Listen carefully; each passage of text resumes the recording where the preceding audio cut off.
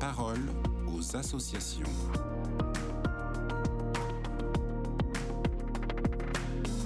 Ce matin, dans la parole aux associations, on parle de valoriser les personnes dans l'inclusion avec la Société de Saint-Vincent-de-Paul. Avec moi pour en parler aujourd'hui, Agathe Rodriguez. Bonjour Agathe. Bonjour. Vous êtes chargée des contenus numériques et des réseaux sociaux de la SSVP. Et ce matin, vous nous parlez de frites. Sympa comme menu pour le petit déjeuner. Et oui, nous sommes rendus à Brest pour déguster de délicieuses frites. Et pas dans une baraque à frites, mais bien dans un accueil de jour, la halte de Brest. Ici, dès le petit déjeuner, on parle de frites. Parce qu'à l'accueil, c'est une tradition. Quand Jean-Luc Bénévole vient, il y a frites au menu. D'accord Agathe, mais les frites, c'est quand même un plat assez commun dans les cantines, non ? Évidemment, mais ici on parle de bonnes frites fraîches, préparées avec l'aide des personnes accueillies par la halte. Et elle a plus de 10 ans cette tradition. Les personnes accueillies en avaient toutes assez des frites congelées. Alors elles ont demandé à Jean-Luc si la halte pouvait préparer des frites fraîches. Pour notre bénévole, la réponse a été simple. Si vous épluchez les patates avec moi, il y aura des frites fraîches. Et depuis, ce rituel se perpétue. Les samedis où Jean-Luc est là, il embarque une dizaine de volontaires dans la cuisine. Ils se mettent autour d'une table pour éplucher les 40 kilos de patates. Ils discutent, prennent des nouvelles et reviennent sur les actualités locales. Pour eux, c'est un moment joyeux et convivial qu'ils attendent avec impatience. Certains étaient déjà là il y a 10 ans lorsque cette tradition a commencé.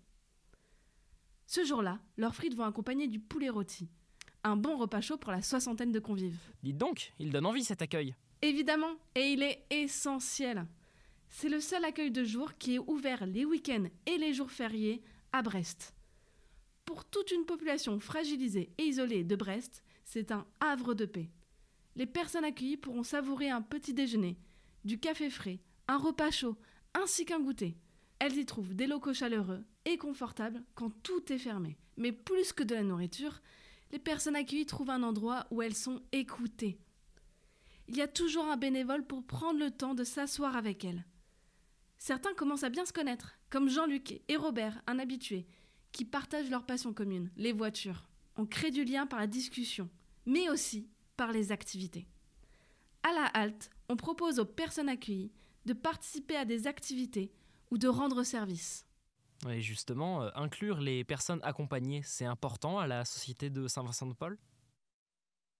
Oui, car en incluant les personnes accueillies dans notre quotidien, nous leur permettons de sortir de ce rôle de personnes aidées. Nous reconnaissons leur savoir-faire, leur investissement et leur contribution. Ils aiment pouvoir redonner ce qu'ils ont reçu. Et ça se voit. Lorsque les bénévoles ont besoin d'aide, ils sont nombreux à répondre présents. Certains deviennent des éléments indispensables à la vie associative de l'équipe. Et même s'engagent à leur tour en tant que bénévoles à la Société de Saint-Vincent-de-Paul. Mais ça, c'est des histoires pour une autre fois. Merci Agathe Rodriguez. Je le rappelle, vous êtes chargée de contenu numérique pour la Société de Saint-Vincent-de-Paul.